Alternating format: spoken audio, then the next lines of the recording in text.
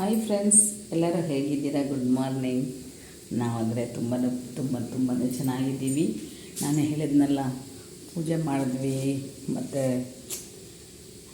ಹೊಸ ಚಿಕ್ಕದಾಗಿ ಒಂದು ರೂಮು, ಯಾಕಂದರೆ ನಮಗೆ ಅಲ್ಲಿ ಮೇಲೆ ಮನೆ ಇದೆ, ಆ ಮೆಟ್ಲಿಕ್ಕೆ ಇಳಿಯೋಕ್ಕಾಗಲ್ಲ ಅಂತ.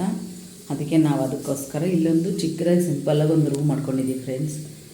ಅದಕ್ಕೆ ನೋಡಿ, ಇದು ಕಿಚನ್ ಥರ ಎಲ್ಲ ಆಗಲೇ ಹೇಳಿದ್ದೀನಿ ಆ ವಿಡಿಯೋದಲ್ಲಿ. ಒಂದು ಬೇಳೆ ಸಾರು ಪಪ್ಪು ಸಾರು ಇಟ್ಟಿದ್ದೀನಿ, ಮತ್ತು ಒಂದು ಕಡೆ ಮುದ್ದೆ ಇಟ್ಟಿದ್ದೀನಿ. ಹಾಗಾಗಿ ಎಲ್ಲ ಒಂದು, ಯಾಕಂದರೆ ಅಲ್ಲಿ ಇದು ಮೇಲೆ ಕತ್ತಿ ಇಳಿಯೋದು ತುಂಬಾ ಕಷ್ಟ ಆಗಿಬಿಟ್ಟಿತ್ತು ನಮಗೆ. ಅದಕ್ಕೋಸ್ಕರ ಇಲ್ಲಿ ತುಂಬ ದಿನದಿಂದ ರೂಮ್ ಏನೋ ಇತ್ತು, ಸಿಂಪಲ್ಲಾಗಿ ಅಡುಗೆ ಮಾಡ್ಕೊಳ್ಳೋಕ್ಕೆ ಅಂದ್ಬಿಟ್ಟು ನಾವು ರೆಡಿ ಮಾಡ್ಕೊಂಡಿದ್ದೀವಿ ಫ್ರೆಂಡ್ಸ್. ನಮ್ಮ ವಿಡಿಯೋ ನಿಮಗೆ ಇಷ್ಟ ಆಗಿದ್ದರೆ ಒಂದು ಲೈಕ್ ಕೊಡಿ ಫ್ರೆಂಡ್ಸ್.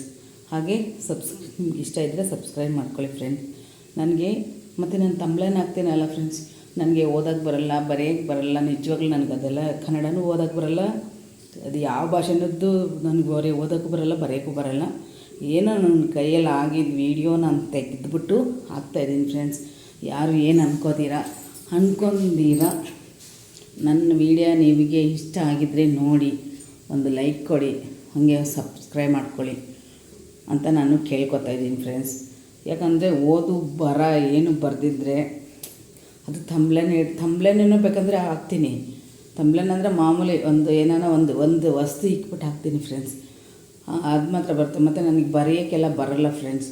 ಯಾರು ಏನು ಅಂದ್ಕೋಬೇಡಿ, ಯಾರು ಏನು ತಿಳ್ಕೊಬೇಡಿ ಪ್ಲೀಸ್. ನನ್ನ ವೀಡಿಯೋ ನೋಡಬೇಕನ್ನೋ ಇಷ್ಟ ಇದ್ದರೆ ನೋಡಿ, ಇಲ್ಲ ಅಂದರೆ ನನಗೇನು ಬೇಜಾರಿಲ್ಲ. ದಯವಿಟ್ಟು ನನಗೂ ಒಂದು ಸಪೋರ್ಟ್ ಅಂತ ಮಾಡಿ ಫ್ರೆಂಡ್ಸ್. ಅಷ್ಟೇ ನಾನು ಕೇಳ್ಕೊಳ್ಳೋದು. ನನಗೊಂದು ಸಪೋರ್ಟ್ ಕೊಡಿ ಅಂತ ನಾನು ಕೇಳ್ಕೊತಾ ಇರೋದು.